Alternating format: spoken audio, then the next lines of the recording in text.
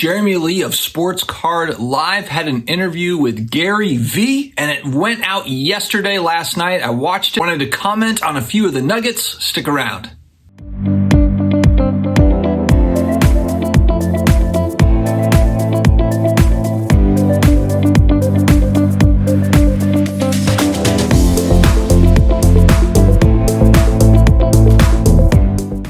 Hey guys, we made it. It is Friday. How are we doing? I feel pretty good too. I think I finally got some sleep. A big name over the last few years, Gary V, stepped back into the fold and spoke with Jeremy Lee. Now, this was a recorded chat, and I'm not really surprised that Jeremy did it this way. I don't know if it was his idea or Gary's idea, but the idea of kind of doing this in a live stream format, it would have been absolutely bananas in the chat, probably would have flown off the rails pretty quickly. And so I understood why he did it. I was a little bummed that it wasn't more than 17 minutes. They did cover some good stuff in that 17 minutes, but man, if it was an hour, I think that would have been just awesome, kind of his usual deal. But Gary's really been kind of a paradox in the hobby, and it really kind of depends on who you talk to. Some people love the fact that he talked about sports cards going back to 2018, 2019. Some people can't stand it, and now here we are today. So Jeremy talks to him. One thing that stuck out to me immediately, and this is something that's always kind of been scrutinized, is Gary said that he has held. So he has not dumped, so to speak. So you can't necessarily deny that he's not a hype man. He's a pumper, if you will. But the other side of that is the dump. In this interview, he says that he held. And so there will be a lot of people that'll say, like, that's crazy, I don't believe that. Others will say, okay, well, he is held. I tend to believe him on this one only because if you listen to his story, it's a little bit similar to me. He's older than me. I think he's 4 or 5 years older than I am.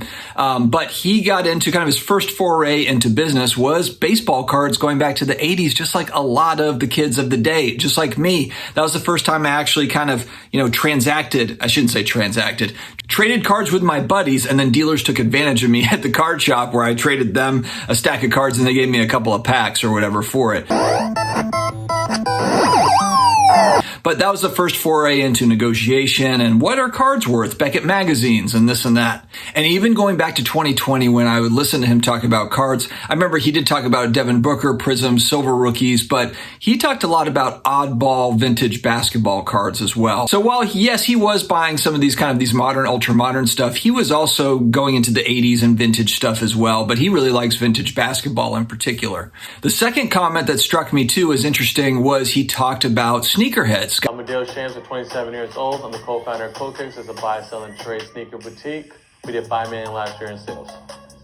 This is my hustle. Guys that were buying and flipping sneakers, and that took me back in time a little bit because we've talked about that a little bit, but we haven't really talked about the sneaker collectors in a while. At least I haven't thought about it.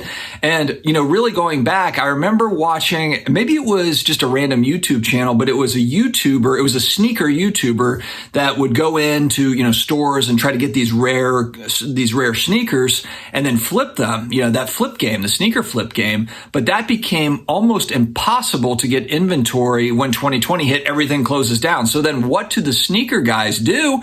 And Gary mentioned, he's like, look, they had inventory problems, and it just struck me that cards are a very easy kind of replacement for sneakers, and frankly, a lot easier to store and all the rest of it, if we're being honest. I don't collect sneakers, but I could see if you've got, a couple dozen pairs of sneakers in the boxes, that's going to start taking up space pretty quickly. So the idea of little cardboards.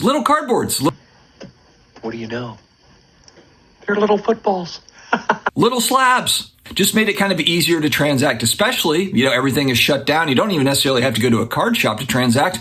We've got eBay. We've got these online resources. So, and I always wonder when we talk about these things, it's like, what percentage of this, the card boom was this? What percentage was that? And that's one that I've always wondered about with the flippers that came in, how many of them were sneaker flippers and, just went nuts, on cards. When Jeremy asked about kind of what's your market outlook for 2023 and beyond, he kind of gave a pretty standard answer that I think a lot of folks kind of believe or give, and really kind of, He felt like cards were undervalued going back years and years to 16, 17, 18. They kind of boomed, but then way boomed. And then now they've come back to normal. But the big question mark in 2023 is just the macroeconomic environment. He's a business owner, so he knows all about this. You know, everyone's kind of holding their breath. Like, what is exactly going on? There's a lot of kind of fear, concern about, you know, layoffs and different things. And so he took a very measured approach. To be honest with you, if I think back to, you know, the 2018, 2019, 2020, I guess it was late 2019 when he started talking about cards. And then that was kind of leading into the pandemic. I really wonder how much of an influence he thought that he was going to have as far as bringing people in. You know, you always kind of wonder about intent, you know, with a lot of these things. And again, I don't think that Gary Vee is a nefarious character. I don't think that he came in with the idea of him personally. He's going to come in and he's going to make $1 zillion on card flipping. I don't think that that is what got him in. I think he was already into cards, and it was something where he felt like he was getting undervalued assets, if you want to call them assets, collectibles. And so he bought in very, very early. So even with things shooting up, coming back down, he's still ahead on that game because he got in at, you know, 16, 17, 18, 19, buying a bunch of stuff. And so for Gary personally, I do believe that he held. I don't necessarily think that he was trying to get in and jack up the market to where it was. I think that it kind of lost control. I think it was one of those things where he was excited. He was talking about it. And when he was talking to Jeremy, he flat out said, I don't really know how to go about this in this space. I don't know how to talk about the excitement I have going to a show or buying a card here or there, because he doesn't want to be known to have kind of that impact, that sort of impact on a card. And so when it comes to Gary, I actually believe Gary. However, Gary got a lot of his buddies into this that started hobby companies, came in, maybe bought a lot of high-end stuff. These are high-end folks that Gary Vee is friends with. And so, you know, for those people that got in on Gary, on the back of kind of Gary's excitement, are those folks still in? I would be curious to know kind of what percentage of those guys, gals